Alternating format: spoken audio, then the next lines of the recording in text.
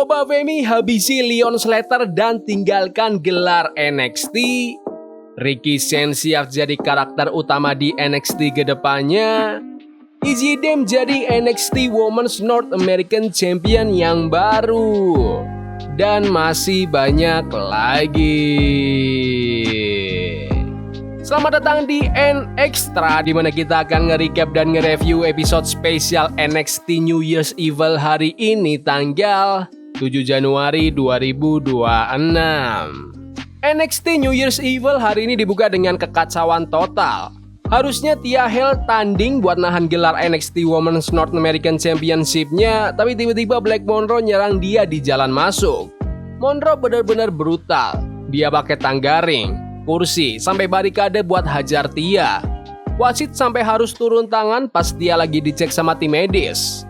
Pas dia masih diobatin, Ricky Sainz malah masuk ke ring. Sainz bilang kalau NXT itu lebih butuh dia daripada sebaliknya, dan dia ngerasa dirinya adalah pusat dari brand ini di tahun 2026. Dia juga ngeledek Javon Evans sama Trick Williams yang pindah ke free agency. Katanya itu bukti kalau mereka nggak level saingan sama dia. Menurut Sainz, NXT itu cuma cukup buat satu bintang top, yaitu dia. Sainz juga bahas soal situasi NXT Championship. Katanya dia bakal beresin Obafemi atau Leon Slater.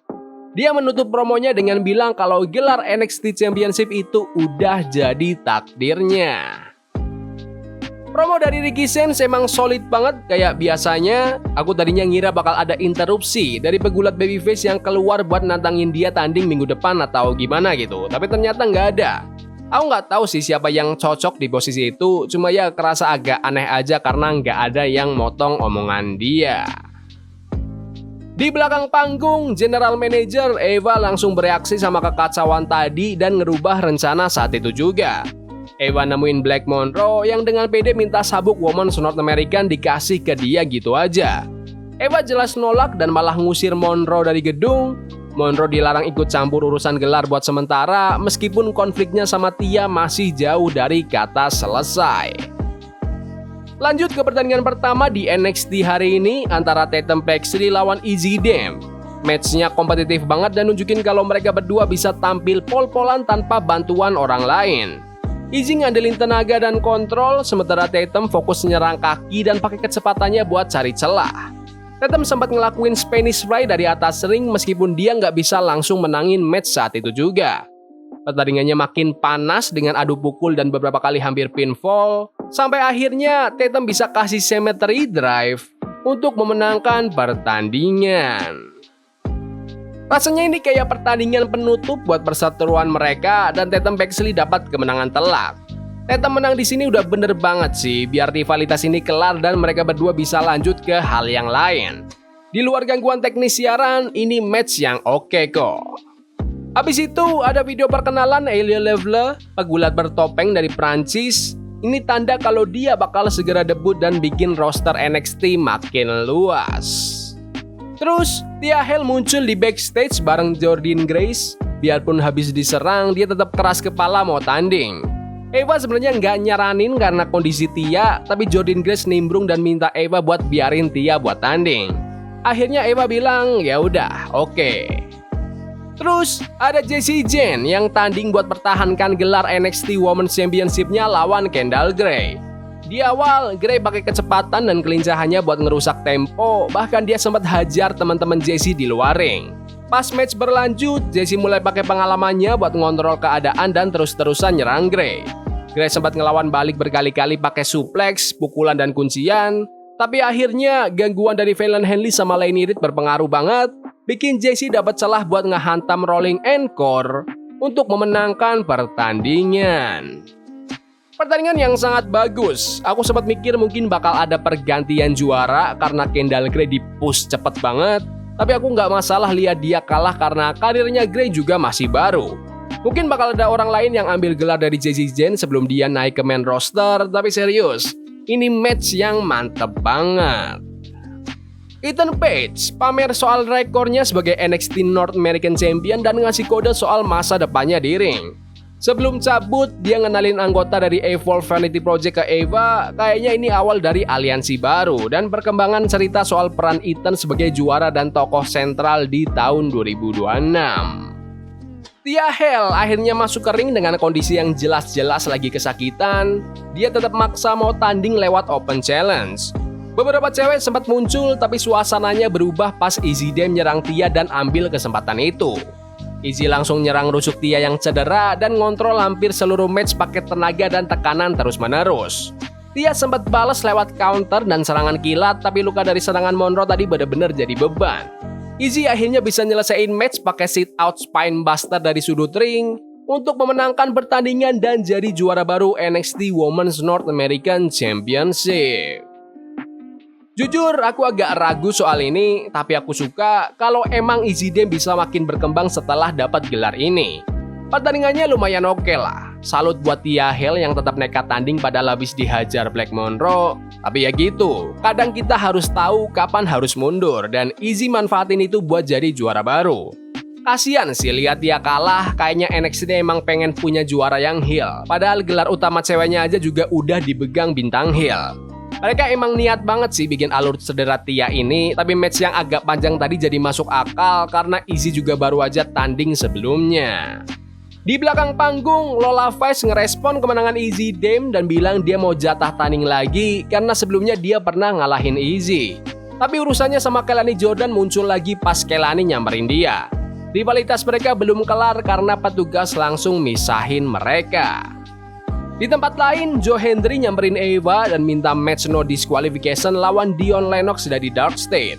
Eva udah ngingetin kalau itu bisa bikin Joe kalah jumlah, tapi Joe maksa dan bilang dia bakal cari bantuan. Terus, Ethan Page ambil alih panggung lagi pakai promo soal pencapaiannya. Dia ngerasa dia juara paling hebat dan ngeremehin Obafemi sama Leon Slater. Malah jadi rusuh pas Jasper Troy, Josh Briggs, Stags, Silo Hill, sama Tavian Heights pada keluar. Semuanya pada klaim jatah tanding gelar masing-masing. Heights ngincar WWE Speed Championship-nya Troy, Hill konfirmasi match gelar TNA Internasional lawan Stags minggu depan, dan segmennya berakhir dengan tawuran massal.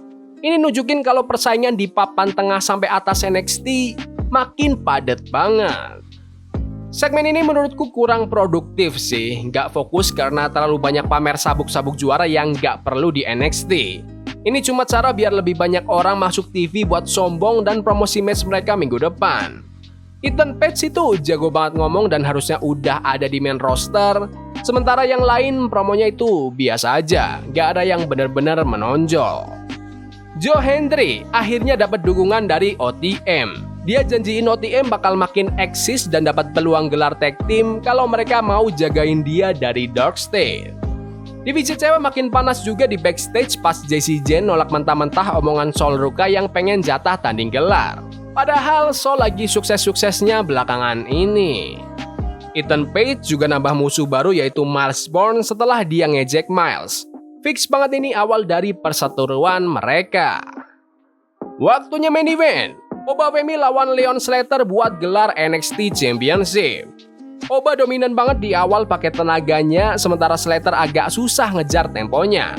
Keadaan berubah pas Slater mulai nyerang lutut Oba, bikin si juara ini mulai kelihatan lemah buat pertama kalinya.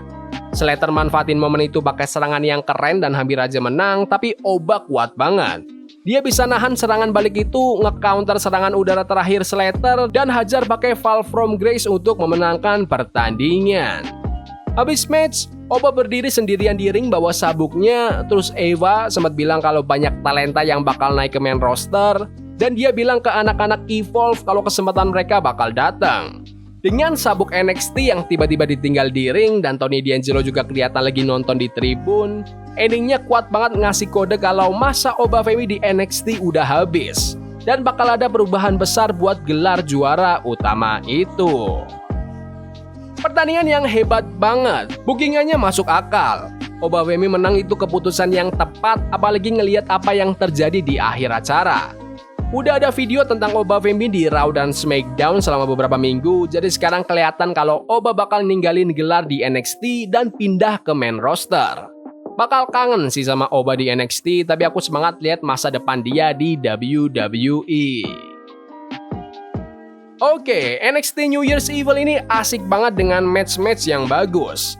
Secara keseluruhan, acara yang oke banget. Bahkan bisa dibilang sangat bagus. Ini awal tahun 2026 yang penuh berita besar buat NXT karena banyak yang pindah ke main roster.